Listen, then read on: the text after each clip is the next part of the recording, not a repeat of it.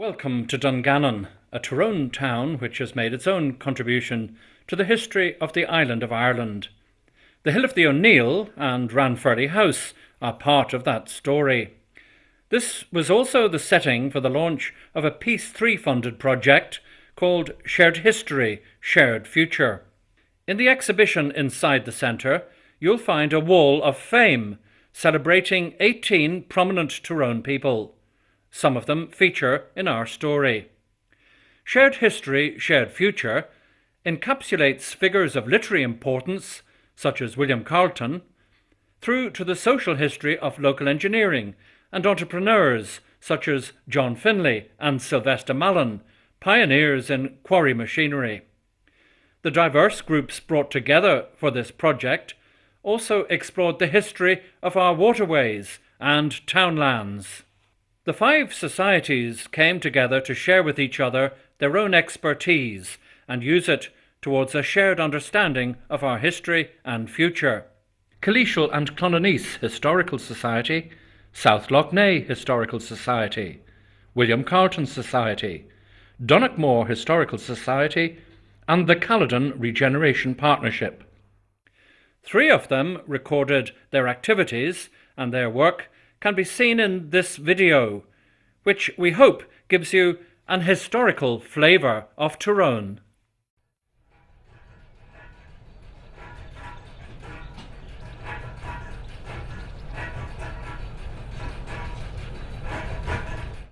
When the flax arrives at the scotch mill, it's put through the rollers to break the outside of the flax, make it limp in preparation for scotching.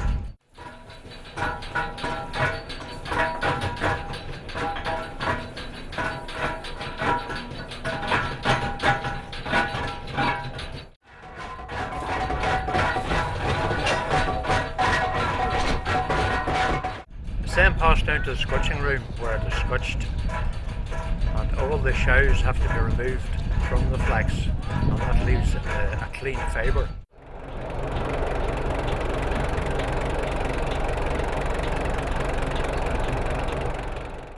The fibre was sent to Cookstown Flax Market every other Saturday, where it was inspected by the grading inspector, and if it passed, it was sent on to a linen mill in Belfast, where it went through several processes and before it became Irish linen.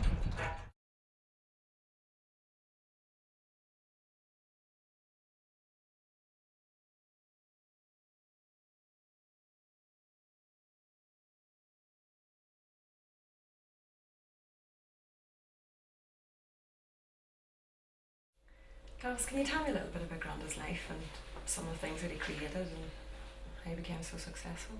He was born in Emmyvale, and he moved into the north to a place called Lismullydown near Caledon when he was about 17, I think. When he lived in Emmyvale, he spent all his time with a local blacksmith whose name was Jemmy, and I'd love to know who he is or what his second name was or where he was, because Daddy was then nicknamed Jemmy. All his life he's been called Jemmy, particularly his brother called him Jemmy all the time. He moved over to Lismullydown and the farm there. So then he moved down. He moved here when he got married. I think he revolutionised the construction industry and the quarry industry with all the stuff that he invented. He, like, starting with making blocks and all the stuff that's done to aggregate, where it's mined all over the world. They're mining diamonds and they're mining gold, and it's all his equipment that's been used for that type of thing. It's really, there's that much that you really couldn't even list it all out, all the stuff that was invented. And what he invented was one thing, then he would go on to improve it and improve it again, and that's still going on to today. And it's all over the world, and his name's known all over the world. Okay, Emma, I want to show you where Daddy started off up here. It's quite small, and you just won't believe it when you see it. This is the shed here, and in fact, the little place on the top, which is only about a little over a metre wide, there's a chimney put into it. He built a chimney, and he took the steel out and used coal to bend the steel. That's how he started first. And then he progressed to this shed here. The bigger shed. The bigger shed. It was all stone, and obviously he made the blocks for the rest of it. And obviously when he started to make the blocks then, it's just a mix match of everything. And these are the blocks he made himself. He would have made them himself, but they would have been made just singly in like a mould, one off at a time. This would have been the area that he would have started to make the blocks here. He put down a little bit of concrete, and he had a machine that made 4 blocks, and the way it was like a tray and the shape of 4 blocks sort of in a row, and A mould. yeah, 4 moulds. And you brought the aggregate down. You took the aggregate, was mixed from a very basic mixer, and you took it down in like a wheelbarrow, and you tipped it into the thing, and you had a scraper, and it scraped the aggregate into the moulds. And then he had a motor that made a vibration because it had to be vibrated down. So it vibrated it down, and then the machine moved off to do the next 4 blocks. Very, very basic. And then at night, there was no additives that you could put into blocks in those times. So at night, in the winter time, you had to come down and cover all the blocks with with sacks, probably that potatoes were in or something like that. And then in the summertime, because they were drying out too quickly, you had to come down and water them, you know, to keep them thing. Nowadays, you don't have to do that. And people were really interested in this machine. People they came from all over Ireland to see how this machine worked, and he sold it to all sorts of parts. The first blocks that were made were huge blocks, so these were replying to 4-inch blocks, which were much handier for men to use and to build with. The cement was taken from, I don't know where, I think Belfast, and I can remember it was taken on the back of a lorry with a tarpaulin over it. It was loose, and it was tipped into a bin. You know, there was no silos at that time. And the aggregate, the mixer was so basic. You had men that just shoveled the aggregate into the bottom of the mixer, and it was taken up and mixed then with the cement, and trying to get the consistency all right. I want to take you up to see the place that he really started in here first. Okay. You won't believe how small it is.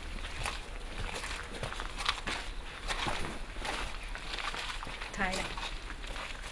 And that's where the fireplace was, just there against the wall. You can see the remains of it.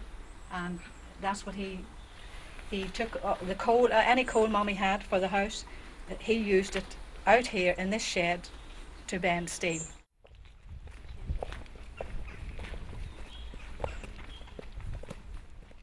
They used to make the pipes, the concrete pipes, in this part.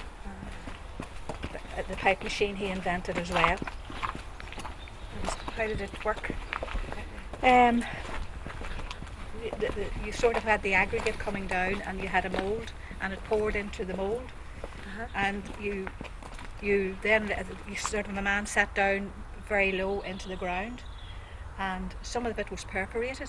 So he had a little gun and he perforated it, and then they made a seal on the top, and you just took the mould up and left it, and took the mould off it, and then you had to let it set.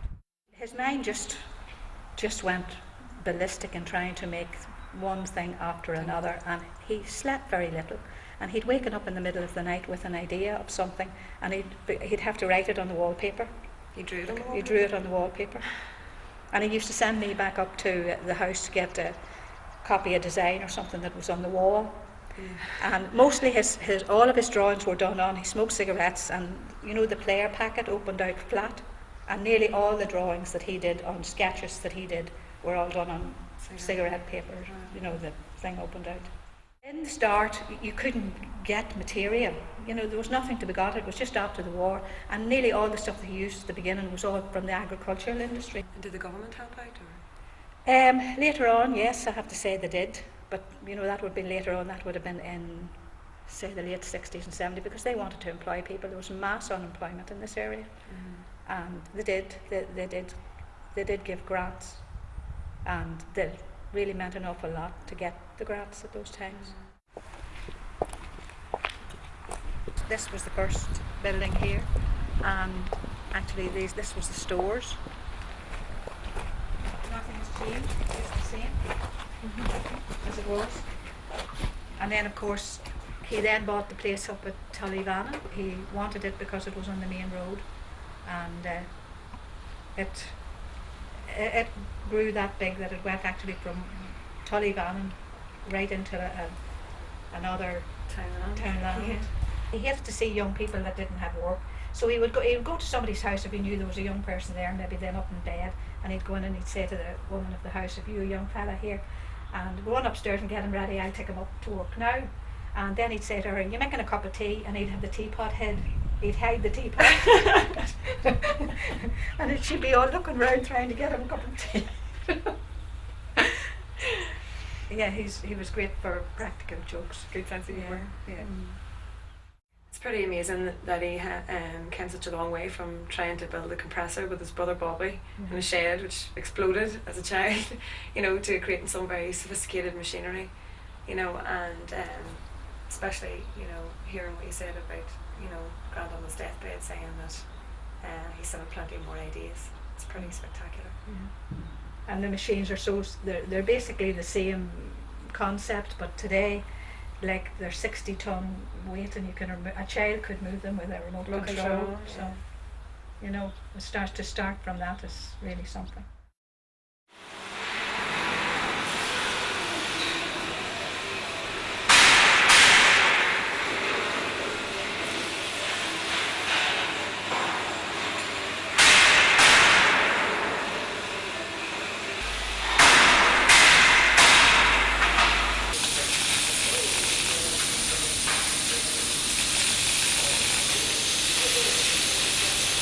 Now, from the period of what we're talking about here, 1958, 60, engineering always had existed in different levels, sometimes very busy and other times slacker.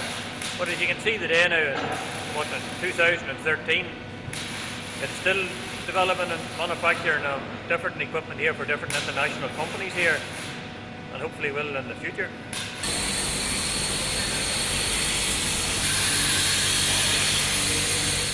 If we were sitting talking about his greatest invention, or that, it would be no doubt the portable screener, because in them days, you know what I mean, it started off 50, 58, 59, 60. It ended up today, 2013. I'm all right, a lot bigger and a lot better, but at the end of the day, it was still the first prototype, or the first portable screener and the first principle that started off. I might have told the story about he was young and he was going to Dungannon, and the police stopped him. He had been spinning about the roads, maybe driving too hard, and the police stopped him at the Dress Stone, and the policeman knew him, and he got in beside him, and they're heading in the direction of Dronville towards Dungannon, and I think he told me they were doing about 40 mile an hour, and the policeman said to him, "If you had to stop this car, how did you stop her?" And he said, "I just stopped it." The policeman says, "Well, when I hit my hand on the dash, you stopped the car." So the type of car was, the police had the same cars, they couldn't keep brakes on them, so he couldn't get the car stopped in the right time. So he was done for having bad brakes and everything else, and he was really annoyed at this. The police had set him up as sort of to catch him, so he came home anyway, and he bought a different type of car altogether, a different braking system, and he spent a few days, but he changed this whole braking system onto his car.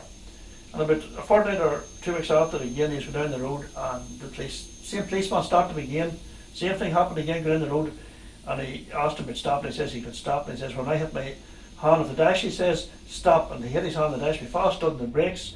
The policeman went straight forward, and there was a wing nut and inside the car, hit the policeman here and opened it, and it was my father had to laugh at the police that day. But then maybe about a week after that, he was up home one day working, and the police landed up to the house, and the two cars, I think, with them, and they asked him how did he put the brakes in the car, and he told them how he put the brakes in the car, and they said, "Well, tell you the truth, we have the same problem." They asked him could he have braking systems and do their cars, so he done a few police cars that time. He changed the braking systems over to them too and put brakes on them.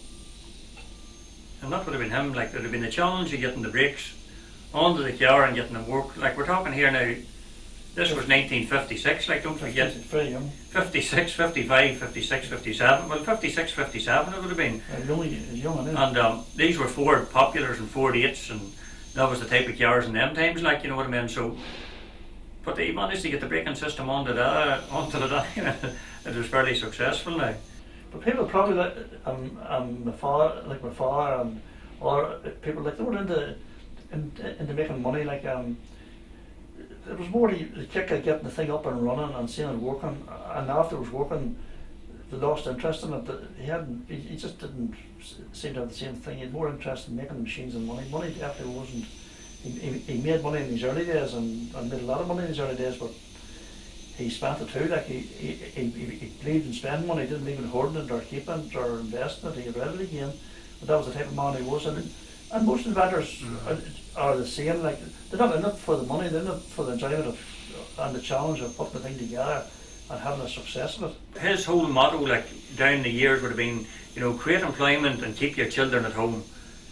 You know, that would have been, you know, and I suppose you see the logic of it today. Whenever the Celtic Tiger in the south and unemployment started here, and most of the children that goes to school that gets educated now has to leave the country to get a job. And in them days, you know, he would have thought it a terrible thing for lads and lassies having to go to England and go to America to get a living. And that would have been what he had been pushing all the time from the very early days of designing the machines and building them and creating employment here, 50, 60 people. Then up to the time of Mullins Foundries and all that, you know, when he still, and any man or woman that you'd have talked about around the country there and they'd have said, well, I'll tell you one thing, many of the time things was tight, but we never went home without our wages anyway. You know, and that's one thing, and many of the time things was tight and hard and had to be worked hard to pay off and all the rest. But it was always done, and all of us succeeded in it, like, you know.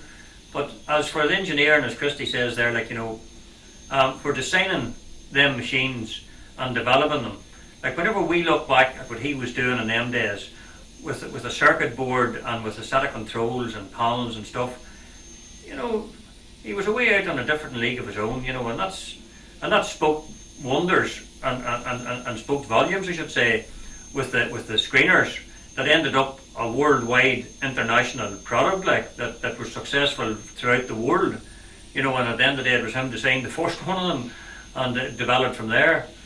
And as I say, that's if he is about today or if he is alive today, I have no doubt he'd be terribly proud of it to be fit to have played such a role in it. But he had a good understanding of hydraulics and wiring and speeds and all that type of stuff. Like a lot of this come natural to him, and he couldn't have been taught it because he just understood it. I don't know how it was, but he understood it, and he understood how to put things together very simply, which I wouldn't have the capability of doing nothing like that, like, to tell you the truth. But he had. He never took a drink till he was, 31, 32 years of age. And then the doctor says to him, you've run to that much pressure and you've that many men working for you and there's that much happening. You should learn to take 2 or 3 bottles of Guinness and, you know, learn to relax and a bit of a social life. But I would say probably looking back that was the worst advice ever he got. But at the end of the day, another time he'd say, run me up to Ballygolly there in the evening and that. And the first man he'd bump into would be John Finlay, and go to Mercy and Roy. Many's evening Roy had been there too.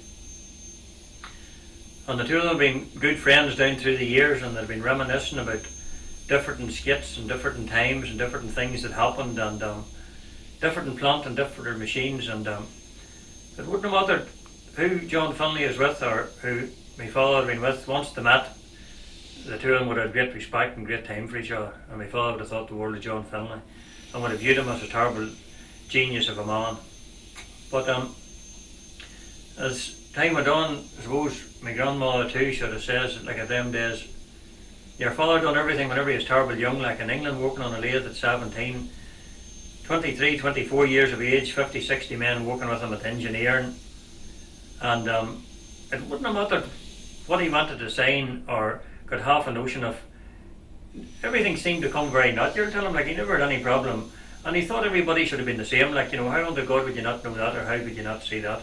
You know, and like, you know, we're talking in a period of time when there was no prototypes or there was nothing that you could have walked out and drew or went down and took a photograph of. Everything was original, like, and everything had to be drew up and made work from scratch. Nowadays, everything's copied or changed slightly, like, you know what I mean, and that's the way it is. But my grandmother says, you know, he done everything so young, he'll die young. And my grandmother had been a lady, like a terrible, terrible nice woman. And sure enough, he took ill when he was 46, he took cancer. And basically, within a year, he was 48 when he was dead. But even at that time, like he was saying, I have a few ideas here now and I need to get them drew down here and I need to get them sorted out here. But unfortunately he died, as I say, at 48, and that was the end of that. There's a photo there of a forklift that he had made and a grab there for P&B Colonies, and that's him sitting on it, only a very, very young fella, and that was back, what, 1960 of that. That's the only photograph I have of him actually on one of these machines that he invented. And he made a lot of them over a period of years.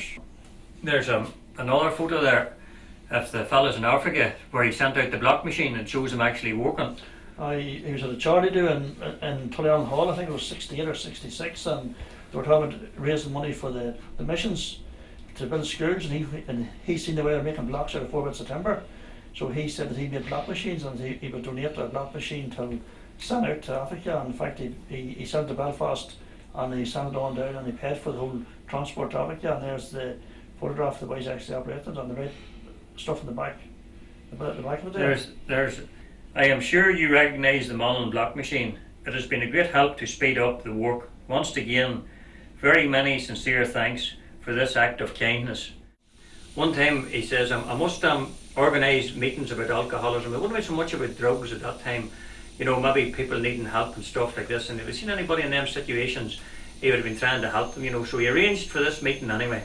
And these people came into this hall to talk about alcoholism and addictions and that, you know. And there was a number of priests there and ministers there and nuns there. And this man was explaining about how addictive drink could be and alcoholism and getting help for it. And it was thrown out to the audience then. And asked them what their opinions was, and there was a couple of nuns sitting in the audience, and this nun says, no, she says, I think this is totally down to willpower, nothing else but willpower. And my father says, well sister, the next time you have the diarrhea, he says, try willpower. And there wasn't many comments after that, but that was just how quick he'd have been, you know, with an answer, like, and the place was rolling around the floor like an amazing. And the wee nun, I suppose, maybe laughed at it after, but was a bit embarrassed maybe with the idea of the willpower. But that was the type of him, like. One Christmas, Ruff Howard, he took out a wee thing called the Stereophone that you played music on, and God, he had to buy one of them, and he learned to play it, and he could play the drums, and he played the accordion in the band. He was really into music, he loved music. Aye, Killy Mild band, like, well, the pipe band, he was playing the drums in it at a very, very early age. And then the accordion band, he was one of the main men that got the accordion band going in Killymile. He loved the accordion and he loved the pipe music. And as I say, he had maybe 20-30 men in Killymile band marching on the 17th of March and 15th of August and that. And as they were stuck at times, they got land of the drums from the Greystone bands, and the Greystones bands would have got land of the drums from them, and that's the way it worked among them. Nowadays, 70%, I think it's 65-70% of the world's screening equipment is built in Ireland, and in fact most of it will be built probably within 15 mile of a radius from here. So, you know, if you take it in that context on a world market and an achievement, you know, if, as I said before, if he was alive or about and was in Africa, India, Australia, America, you name it, Singapore, wherever you want to talk about, and you walk down the street and the next thing you see one of these machines sitting there, Or a new version of them. or a newer version of them, and you turn around and you say, well, hold on, you know, God save us, that's unbelievable. Like, that started actually in Killymile, 6 miles outside Dungannon in 1958, 59, 60. You know, it's some achievement. You know, and the men that started up the company in Dungannon at that time and developed it on from that, and that, you know what I mean, you know, they would have knew him extremely well too, and talking to any of them would have the utmost respect and for him, like, you know what I mean, and for his genius in developing stuff. So, like, you know, there's no doubt, a shadow of doubt, that was his field. If you take a look at the amount of companies that exist today in County Tyrone, the spin-off from that early days, God save us, it's unbelievable. From the Loch Shore till Monaghan till Oma, you name it.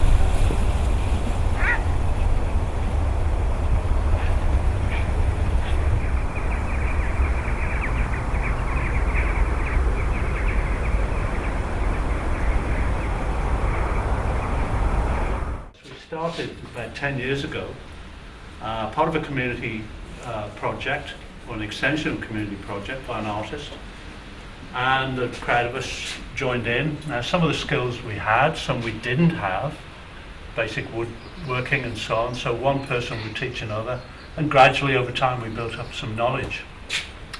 And some of the boats that we have made over that time are out there. There are others. We have made boats like these Lough Neagh boats. That's one there, and a rather bad print of it.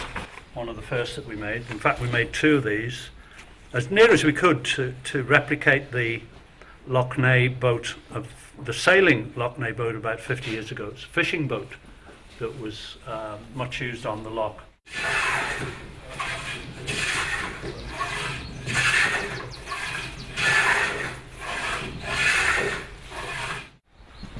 These are Southwest Ireland. These are Kerry and County Clare, and you find these big naibogues, as they're known as, curras. I find they're an incredibly beautiful boat when you see them on the water. They are, when you get 3 or 4 people rowing, they're very fast, again, another functional boat, and capable of handling quite heavy weather and seas. The future of curras is very difficult because people use plastic boats now. Everyone wants something with a big engine on the back of it, and they want to go very, very fast and have a sensation of speed. We're trying to maintain a tradition of the boat building side of things, particularly to do with Lough Neagh, the craft side of it and the leisure side of it. I'm from England, as you probably guess. When I go over there occasionally, and if I go near any large body of water, it's covered with people in boats. And they come here and it's empty. Nobody uses Lough Neagh. Why? I don't know. It's one of the biggest patches of fresh water there is in Europe, and we don't use it. But part of our activity is to make boats that use that water. You sail them and you row them.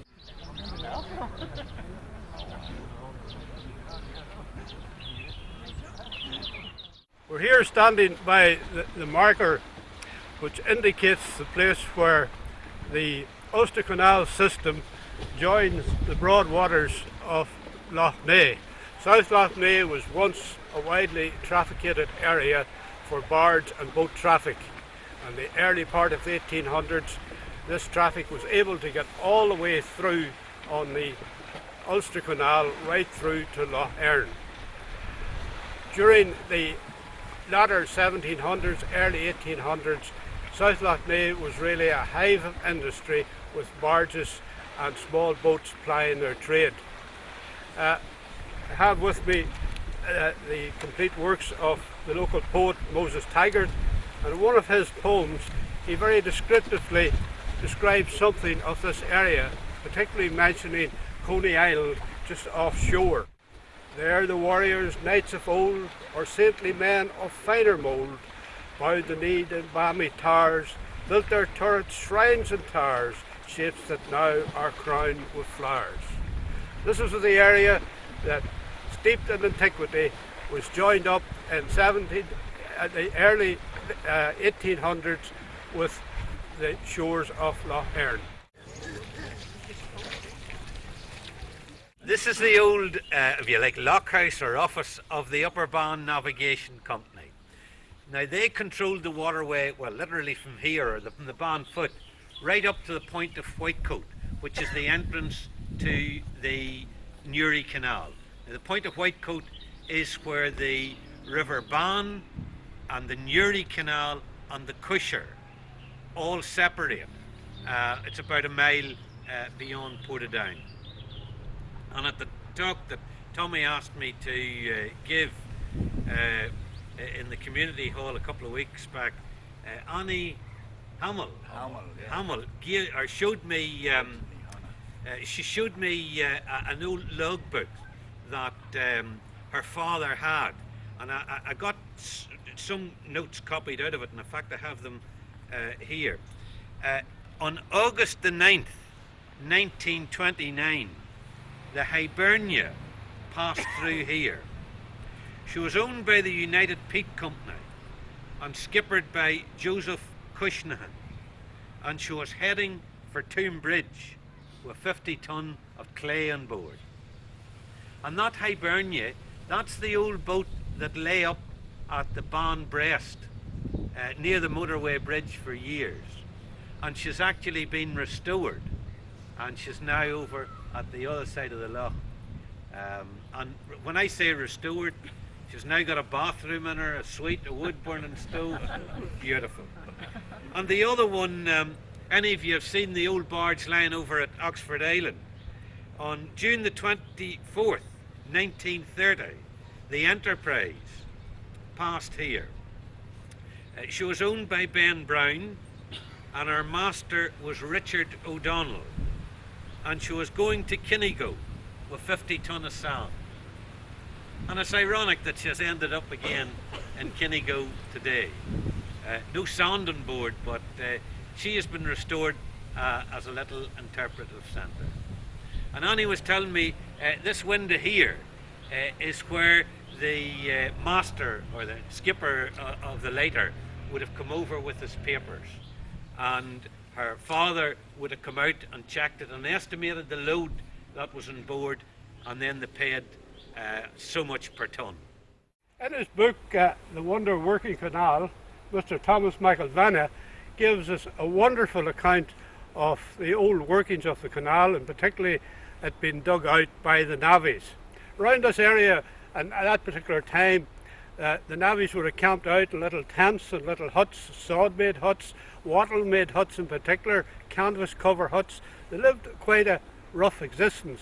A lot of these navvies came from very far afield. Some actually returned from the United States, where they had emigrated, and they got great experience digging out the canals there, particularly the Great Erie Canal that linked up the Erie system in North New York State. The other thing we talked about is their diet. They lived on a very meagre diet, and it was mostly potatoes and bacon, and they would have cooked in these little shanty towns that they built up. And of course that's all disappeared, something of the past and something we can only now read about.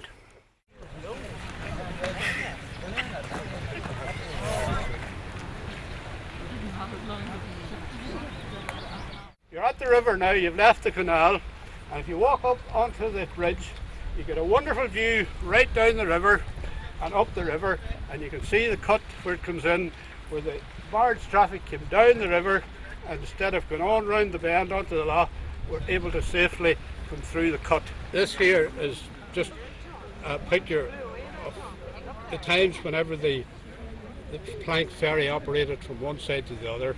The vehicle drove onto the ferry. You can see the plank ferry. It was really only a very crude construction on oil barrels, and it was pulled across on a rope, and the local farmers, local people conveniently used this to get from one side, from County Tyrone over here to County Armagh here.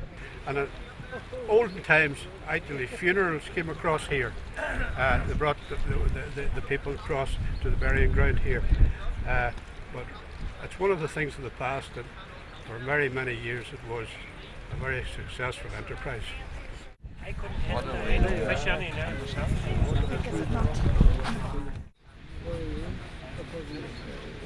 I remember my father bringing me over here as a child. We used to come over every summer to get strawberries, and then my mother made strawberry jam. And I remember as a child, or a young fella too, when we had a boat, looking at an old lighter that was sunk in Milltown Bay. And I also heard of the other lighter that was sunk in the river here, coming down from Coal Island with a load of bricks. And here I was just handed that brick a moment or two ago. There's a field up here, seemingly literally full of those. And of course the brick came from Coal Island, and it would have been a load of bricks going somewhere else, Belfast, Newry, or even Coleraine. And sure enough, S. Doran, A. Sloan and company coming from Coal Island. It just reminds you how much history there is lying about.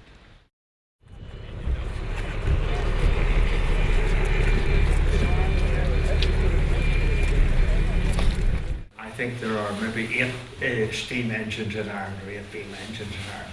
This one is unique in so much that it was known as a house engine. The housing and the engine, it's all part of the same structure. The engine is built into the structure, and the engine were all constructed together. So from that point of view, it's possibly unique in the British Isles. This is the main pillar, with the beam running across. This side produced where the steam was used to drive the piston, and that in turn, in actual fact, it drove the crankshaft, which in actual fact turned the wheel and produced the power. There's a little area here, Kinnaird, and Callan was known as Kinnaird before the 1600s. Kinnaird, I think, for those who are authority in Irish, it's top of the hill or the high hill. And it's interesting if you go up to the back of the village and go to the high ground. It's amazing the view that there is. And the view you can see right away down to Benburb, down along the river valley. And you also are overlooking, there's a ford of the Blackwater River here, and there's another ford at Glenarm. So I think from a strategic point of view, you keep an eye on your enemies. You stay on the high ground and have a good view. There was a castle on this site in the 1560s, a famous character, Shane the Proud, Shane O'Neill. At that time, the O'Neill had his main house and his main castle in this area. Part of it was probably incorporated in this bawn, but this is a plantation bawn that was built in around about 1616. The Priory actually owns the site, but they have a long lease delivered to this to the NIEA Historic Monuments, and they've done a huge amount of work in the last maybe 5, 7, 10 years here. We actually believe that that possibly could have been part of the O'Neill's Castle, the actual round tower. There used to be a spiral staircase and so forth that went into it. Some of the local people who live in Benburb, the children who were, well, they're not children, they're all old age pensioners now, but when they were children, they remember climbing up onto the top of that edifice over there. This was the headquarters of Owen Roe O'Neill when he before the Battle of Benburb and after the Battle of Benburb, he took over this place and used it as his HQ. So in other words, his army would have been encamped in this area prior to the 6th of June 1646.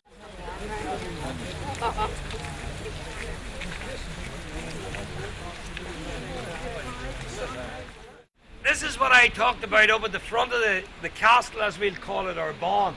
This is the back, that's the back of the house there. The rear of the house, you can actually just see through the ivy and the trees. So it was if you can imagine, these trees is all relatively modern by their thickness. So you could actually see right into the road from Armagh from here. So strategically, in the time of the O'Neills, it was an extremely important defensive position.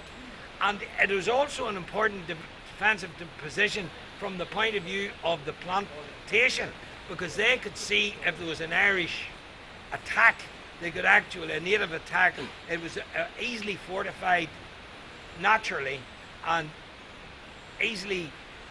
not easily accessible. The limestone here is interesting because somebody asked me about a limestone gorge. Yeah, this is part of the gorge. The Blackwater River on Allen Moor or on Doll runs right below us here. You can hear it rattling and you'll see it in a minute or two. A very important river in the history of Ulster.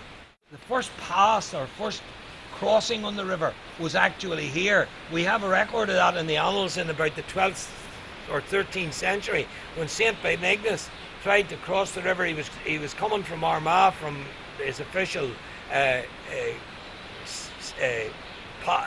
church in Armagh, and he was doing a visitation in the area, and his boat collapsed here. He was very nearly drowned, and there was a lot of gold and silver that he was taking with him was lost in the river here, just at the back here. Now that actually is a fact. Then the pass on down, which is much easier than it was here, became the pass, and that's the one at Portmore at the Blackwater town. So consequently, it's highly likely that there was some sort of religious settlement here before the monastic settlement at at Clonfeacle, which would have dated, you know, from about the time of shortly after, from the time of Patrick.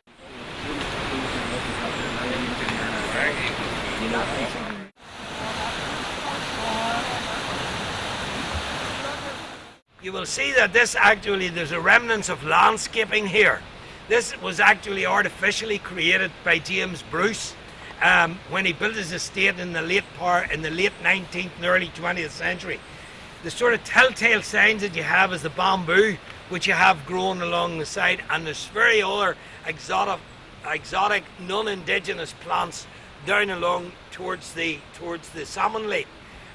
Also, you'll get an odd eucalyptus tree up in round here. So this was all man-made and designed to create a very attractive country estate for a very wealthy man who lived in Belfast.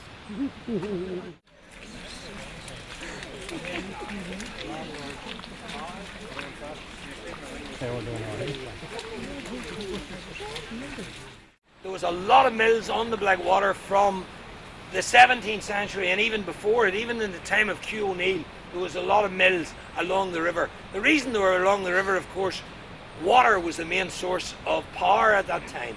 And this is one of the reasons why you get, there's two down along here. There's one on further up, an old spade mill, just the remnants of it. But as I say, the river was the thing that attracted people because it provided them a source of power before steam. This canal opened in 1842, I think, or 1843 it opened. The railways came to this area, they came to Dungannon in 1854, right through to Moy in that area. So the point about Simile is the competition was there. Slightly dearer than canals, but a lot quicker. And in the end of the day, the cost of transport became much more economical to use the railway. Even the further development of this canal after 1846, 47, 48 was an attempt to alleviate the huge damage that was being done by the famine. You know, it was to create some basic employment, and so that's why it was persisted and developed right on from 1840s right into the 1860s and I think 70s probably, when it maybe became defunct.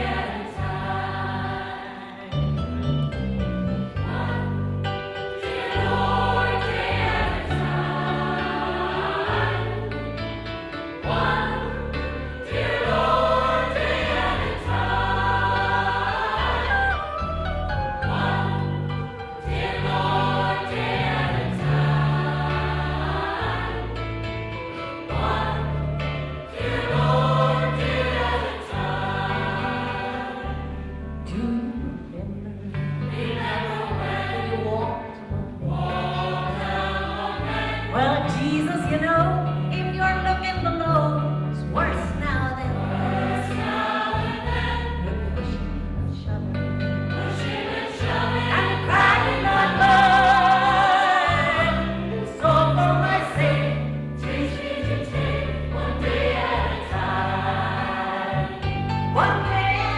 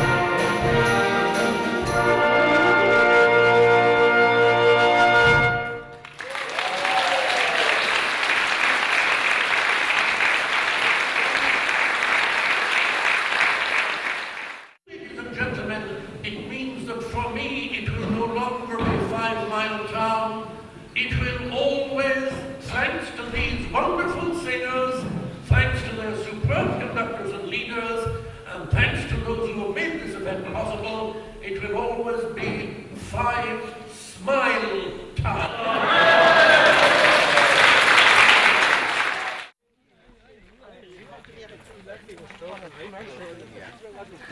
Very welcome.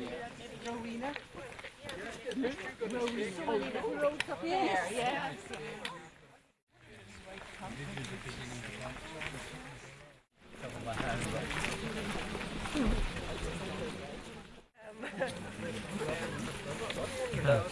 That's quite yeah, favourable.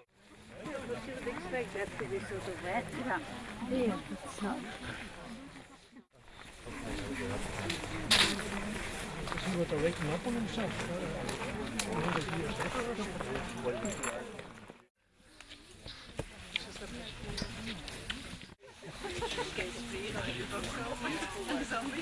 This is the Mast Rock in Corrickhibbert. This was covered for years. It's only about 35 years ago. This was all covered in whin and gorse, and the McElroys uncovered it and found this huge stone there are 3 crosses in it. Harrison has his hand there on one of them. There are 3 crosses in it. And this was obviously a secluded little glen. It was a mass site in penal times. And Carleton talked, of course, about 3 mass sites when worship was in the open air in the 18th century. Now we're not sure where those 3 were. One was obviously at the Fourth Chapel, where there was a mass was said in the ring fort. The other one was probably in the glen behind Johnson's Chapel at Lasson's Hole, because there's a tradition of mass being said in the hollow of that hill behind Johnson's Chapel. This may well have been the 3rd of the 3 mass sites that Carleton talked about in his early days. There was another mass garden in Tulnavert townland up towards Auchenteen, so it could have been Tulnavert. But at any rate, it's a most beautiful site, as you can see, and quite secluded too. There's been people looking out, or lookouts for the redcoats, as they call them, but there have been spies who were informing on the priests who were saying mass. So this is, I think it's a very beautiful site, and thanks to John McElroy, who took his cattle off and took the bull away, you have We can get a chance to visit without any harassment. Yes.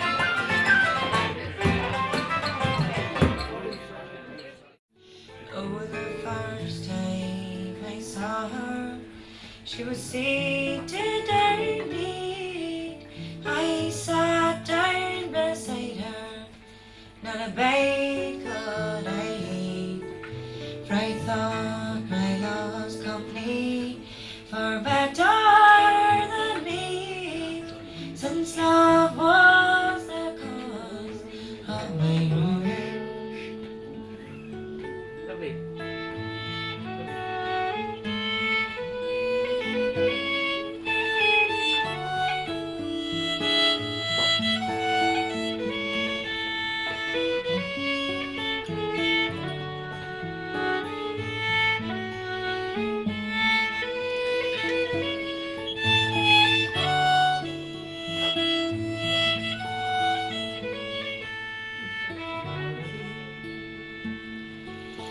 Oh, the last time I saw her, she was all